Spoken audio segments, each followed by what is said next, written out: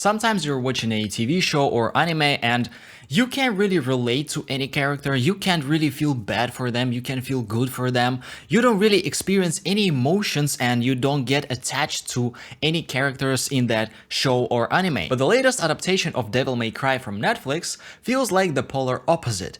It got me sitting at the edge of my seat, talking to my screen at the moment when Enzo, got into the action. I'll try not to spoil much about the anime while sharing my opinion, but I feel like I have quite a few things to say. First of all, this adaptation of Devil May Cry from Netflix is not the best show I've ever watched. I would personally rate the show about 7.5 out of 10, just because the plot is pretty mid, and some of the characters, I'm pretty sure you know who I'm gonna talk about, are pretty annoying, and not annoying in a way that it supports the plot and the story. It feels like they were specifically made annoying just to annoy the viewer. Anyway, the story of Devil May Cry is pretty simple. Demons try to inherit the human realm and open the door from hell to earth, and one of the demon leaders, who is Rabbit, invades the earth in order to do so. The thing is, the entrance from hell to earth is sealed, and in order to open this window, entrance, door, portal, whatever, this demon leader, aka Rabbit, needs a sword, which he gets in the first episode, and this sword must be infused with 2 crystals, one of which is possessed by Dante, the main character. And Dante, being a demon hunter on Earth, possesses some power which he is not aware of. So the story develops and it opens many doors, and Dante realizes who he actually is and his story and his family story and all that jazz, just because this Rabbit forces him and kinda like opens the windows for him to see everything. As I already said in the beginning, the story is kind of like based. We've seen it many times in many different forms, nothing really special about it. However, the characters in this anime is what carrying the whole idea and the whole image. So now let's discuss characters a little bit. I want to talk about some of the characters that I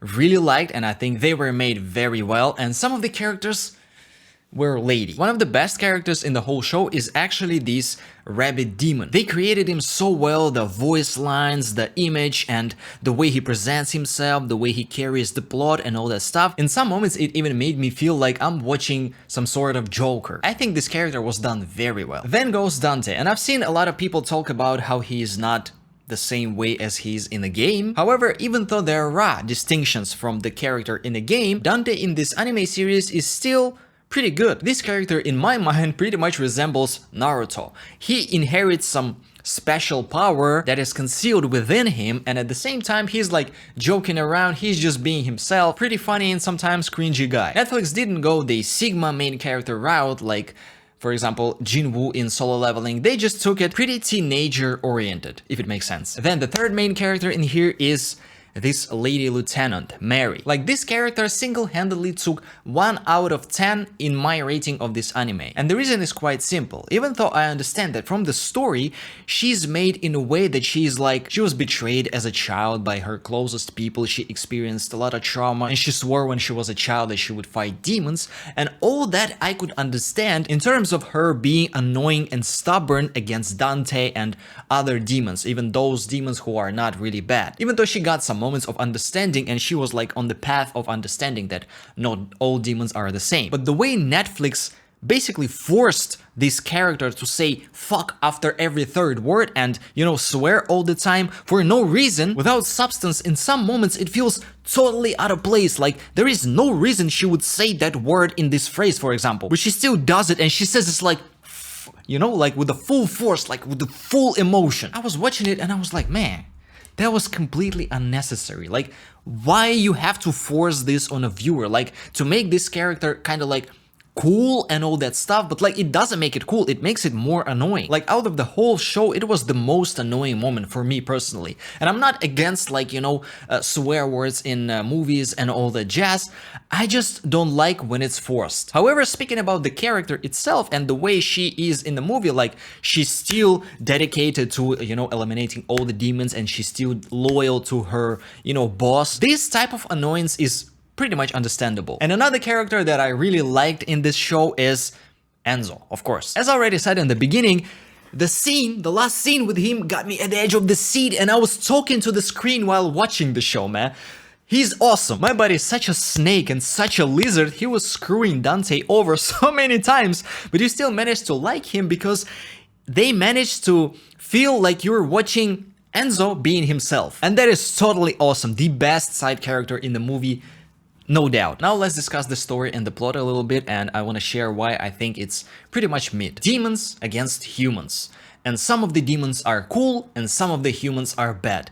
Pretty basic. However, even though the base is pretty much well known, they managed to deliver it in a way that is sometimes unexpected. Like, for example, in the last episode, there were so many plot twists that was crazy. I don't really want to go too much into the detail, but I didn't expect the rabbit take the sword and, you know, do what he was intended to do in the last episode. And even though the situation was fixed at the end by Dante, and then Dante kind of like got closer with the lady, she still betrayed him. That was unexpected as well, and that was really cool. And another awesome thing they did, they put kind of like almost wordless episode in the middle of the season, which tells you the story of two main characters who are basically against each other. Dante was put like he's in the middle of all this. Basically, this lady and rabbit are beefing, and Dante is just like happened to be the reason why they're beefing. They changed drawing in this episode, and because they made it wordless, you kind of guess through the whole story who the second guy is. The first one you know because the eye color is different, and at the end of the episode you kind of start to realize why both of the characters doing what they're doing. And even though the idea itself was implemented in many other shows that I've watched, in here it feels like it belongs there. So that was pretty cool too. And the last thing I wanted to talk about is the animation itself. In some moments they use this CGI 3D graphics or whatever it is called, and for example when they were in the plane and those demons were made in 3D and they were moving around talking, that felt kind of like creepy. That I didn't like, but I don't know the reasoning behind their idea of implementing this. Maybe they thought it was cool or something. I personally didn't. It felt out of place and it didn't really fit the whole picture of the anime. But in general, the fights were cool, even though in some moments when, for example, Dante was eating ice cream in this cafeteria and they kind of tried to make it in a slow-mo. I respect the idea, but the animation was not it. And speaking about this wordless episode, as I claimed it before, the change in the animation in there was also cool, and it was kind of like an addition to the story. It didn't feel out of place, maybe just because it was made as a completely different episode. But still, in general, 7.5 out of 10. I think that would be the best kind of like rating for the show. Am I waiting on the second season? Yes, I definitely watched the second season of this show. I've already checked Devil May Cry on IMDb and I've noticed that there is a second season already. So basically it's gonna happen. Another question is pretty interesting in my opinion. Would I recommend this show to anybody? Even though the show is totally not bad and it's above decent, there are plenty of other shows that would be on top of my suggestion. Like there are plenty of other shows that I would suggest instead of Devil May Cry first. And only after the person I've made my suggestions to liked the shows that I suggested before Devil May Cry, only after that I would suggest to watch Devil May Cry anime. Maybe only if that person played Devil May Cry and didn't know about anime, I would say you gotta watch the anime. Other than that, that's pretty much all I wanted to share about the anime and discuss. Let me know your thoughts about the show in the comments. Subscribe to the channel, like the video, and that's all. See ya.